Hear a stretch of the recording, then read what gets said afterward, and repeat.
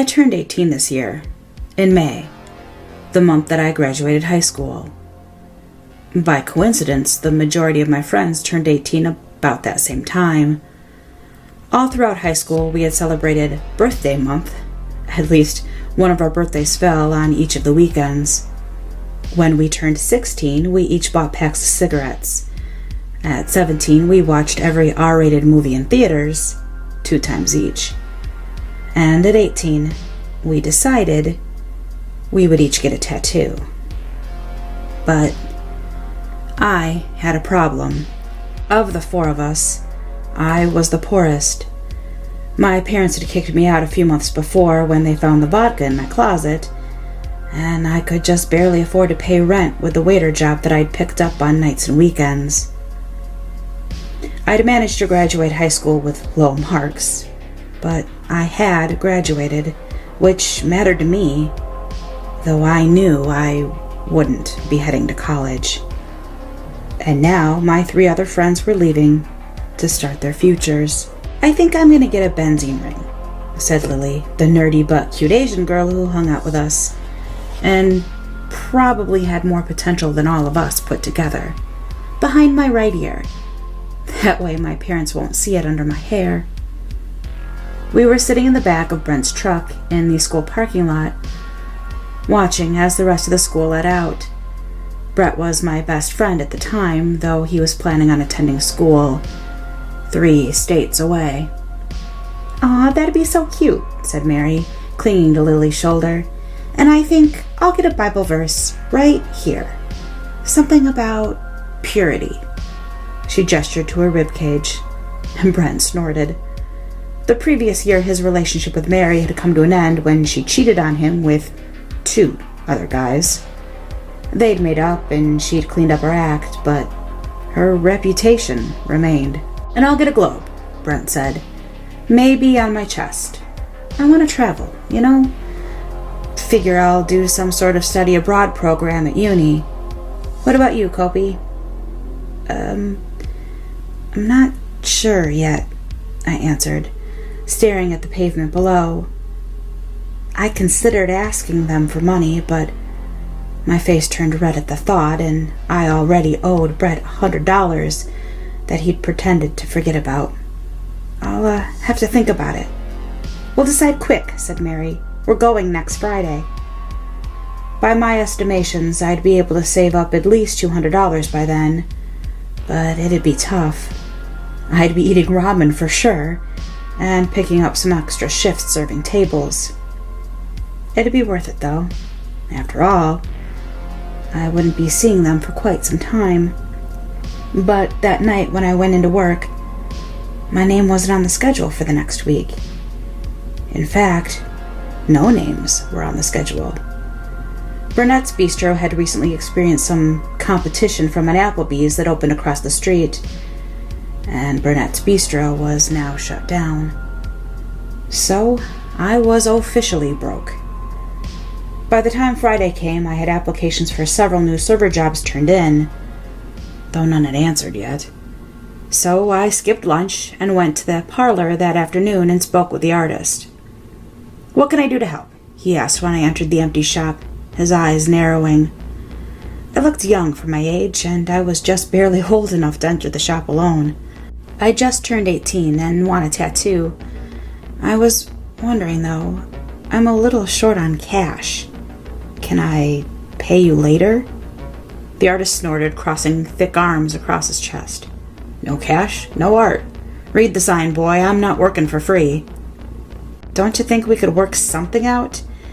It doesn't have to be anything big or nice. Come on, man, please." "Out! And come back when you have cash, or don't come back at all." "Damn it," I said as the door shut behind me, and kicked the fire hydrant outside the shop, sending pain up through my toe. "Bit of an ass, isn't he?" came a voice from behind, and I turned, seeing a man standing on the sidewalk and leaning against the building, a binder under his arm. "Yeah," I muttered, starting to walk away. But his next words stopped me. "You know, I'm trying to open my own shop, and I've got pictures of my own art that you can look at. It's Well, it's a bit different, so I'm looking for someone to try it out on. Maybe advertise it a bit for me. Show it off a bit. And I'll do it for free. Free? I repeated, raising an eyebrow. Free. Let's see those pictures. He handed me the binder and I opened it, viewing them. There were 10 or so, and they were good. Heck, they were great. The type of art that I should be paying heavily for. Thoughts? He said, waiting. I'm in, I answered. But what's the catch? I just want my talent to come to life, he said with a smile. It's hard to get started in the industry. So, tonight then? You can meet me here. Deal, I answered. And that night I returned with my friends. Aren't you coming in, Kopi? Said Brent, holding the door to the shop. I got my own guy. Scheduled some personal art. You know. I'll meet you guys later. Sure, man, said Brent.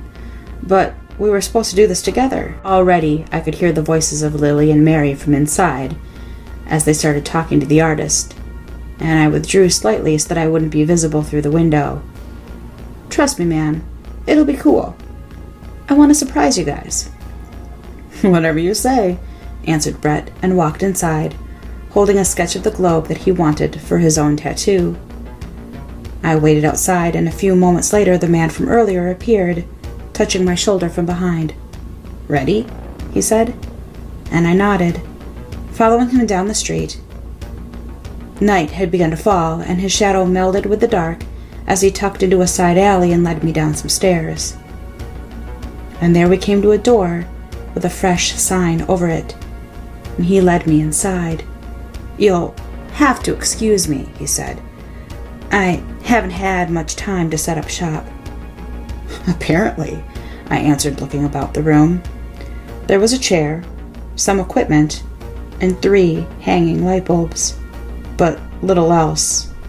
A few boxes in the back, still packed and rusting on concrete soaked with water leaking through the foundation, and a ceiling tile that was cracked next to them where it had fallen to the floor.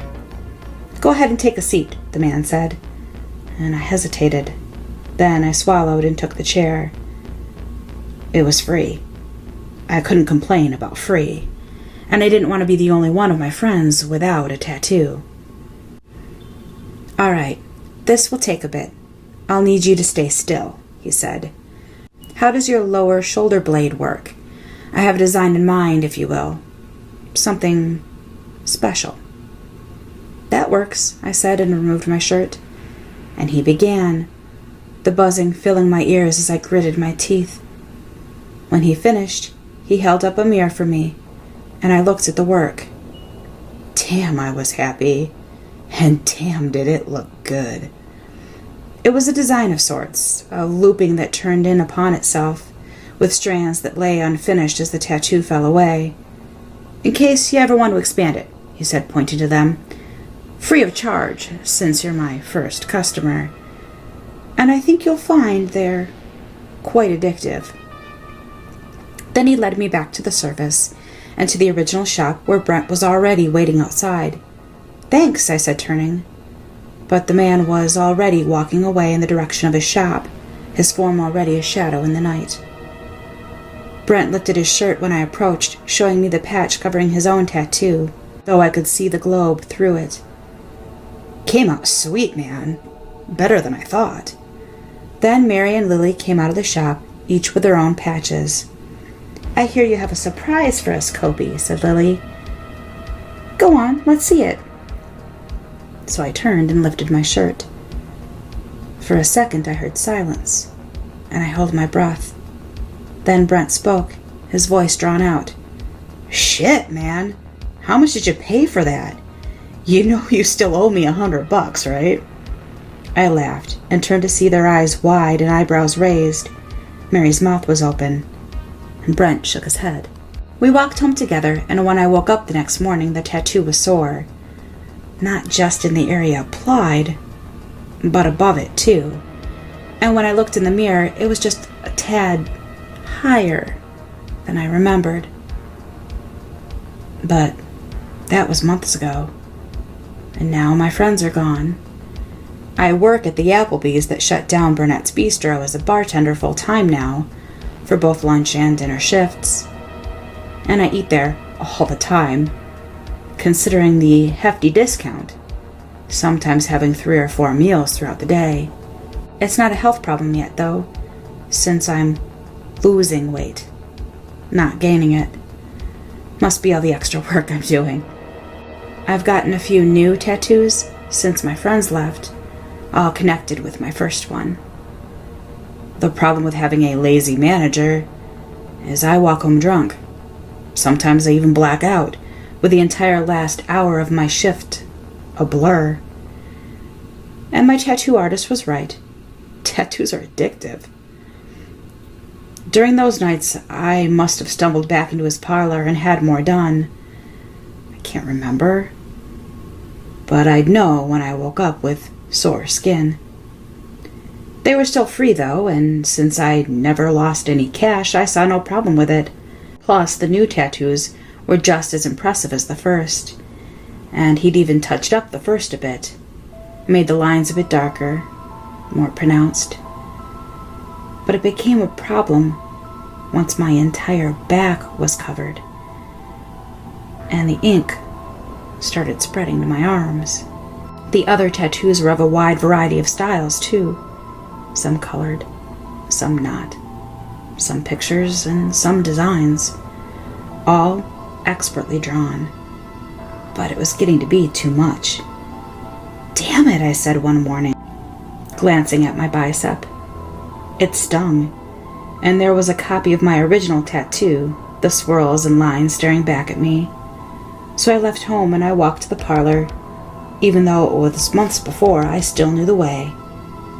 But no one answered when I knocked on the door. So I entered and looked around the inside. It was empty. The chair was gone, along with the equipment. The hanging light bulbs were removed. A few additional ceiling tiles had fallen through, and a layer of dust covered the floor. I stood there, frowning, looking for life where there was none. But on the floor, there was still the mirror from my first visit. So I picked it up and inspected my back to see if there was anything new. I choked, and shivers ran down my spine when I looked into the glass. My original tattoo had not been copied onto my back. It had been moved there. That night I did whatever I did whenever I was stressed. I ate to curb my hunger, and I drank to nurture my alcoholism. Heavily. The next day I woke up to a stinging sensation and cursed. There, on my left bicep, was a picture of a swastika, connected by thin lines to the tattoo network of my back. I called in sick that day, and I turned on the television. I shook on my couch and couldn't focus as I flipped through the channels. I considered calling my parents, but they'd think I was trying to get money. And I considered calling my friends, but they'd think I was going crazy. So I settled on the news, something I almost never watched, and I learned about the incident the night before. "The scene before you has been blurred out," said the blonde reporter standing in front of a gas station, "due to its graphic nature. Experts are still trying to discern what occurred here last night, though it is currently being attributed to some sort of wild animal yet to be identified. The victim's body is covered in lacerations, as if caused by wires or small animal claws of some sort, the wounds culminating above his chest where the skin was ripped clear." And here is the footage. The screen flickered, and I saw the inside of the gas station. The man at the counter tapping his fingers as he waited for customers. The frame rate was low and the screen jumpy and somewhat out of focus. But the door opened, and a dark shape entered. It crawled along the ground, propelling itself forward with a single stump-like arm attached to a greater mass of black, similar in shape to a man's torso. The attendant pulled a gun from under the counter and began firing, bullets gouging into the floor, but the dark shape leapt onto him with swirls of black shredding his shirt in seconds. Then the camera blurred out, censored by the news team. But not before I saw what had been on the man's chest. A tattoo of a swastika. I shut off the television, staring at the tattoo on my arm. My muscles spasmed slightly, making me jump backward. And in my panic, I began to drink, drowning a fifth of whiskey before I could think it through. But before I passed out, I remember doing one thing. I set the camera on my laptop so I could view my bed, and I pressed record. Then I took 4 more shots until I couldn't remember, slipping away.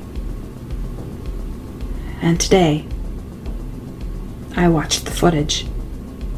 Watched as the dark swirls of ink peeled from my skin and twisted away until they formed an imitation shaped like my own body. Watched as it limped from the room, now as a torso with 2 stumpy arms, the collection of pictures and designs moving together in a single mass. It returned with the light of dawn, holding a flap of skin with a tattoo on it up to the camera on my laptop so I could see the picture. Then it pushed the skin onto my bare arm until they meshed together. And I had a new tattoo. A tattoo of a globe. One that I knew all too well. A warning. And I am left to wonder what will happen when all my skin is covered by ink and its template is complete.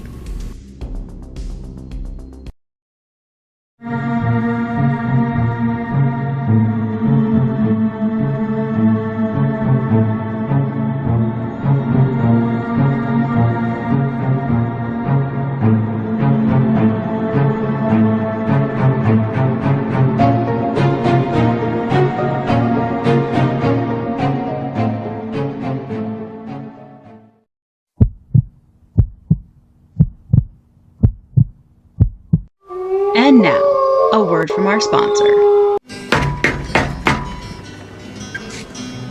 Do you like apples? Yeah. Well, I go. Vanitas. How do you like them apples? Vanitas is a premium gaming peripheral brand geared toward developing high-performance products. We're currently working toward creating new, exciting, and unique products not currently found on the market. With quality to match its sleek and beautiful design, I can honestly say that my Vanitas mouse is the best that I've ever owned, and I'm looking forward to expanding my collection of Vanitas products. Vanitas ships internationally with extremely low international shipping costs, and shipping is free to the US and Canada. Your products will arrive quickly and carefully packaged, with most orders arriving within 7 to 10 business days. If you're looking to upgrade your setup in an affordable way without substituting looks, Vanitas is an optimal choice, and when you use code pressstartmom at checkout, Vanitas is offering a 10% discount on your order. You'll be doing mom a solid, and you'll be doing yourself a solid. Everyone wins. Thank you so much to Vanitas for sponsoring this video. Can you see me? Hello? Can you find me? I'm here. Behind you, look. Behind you. I'm behind you. I am right behind you. Don't be scared. I just want to play a game with you. Hey, don't you run away. Please stay.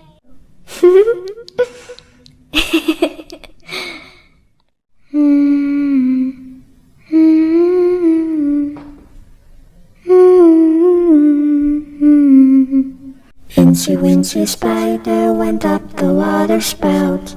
Down came the rain and washed the spider out. Out came the sun and dried up all the rain. So Incy Wincy Spider went up the spout again.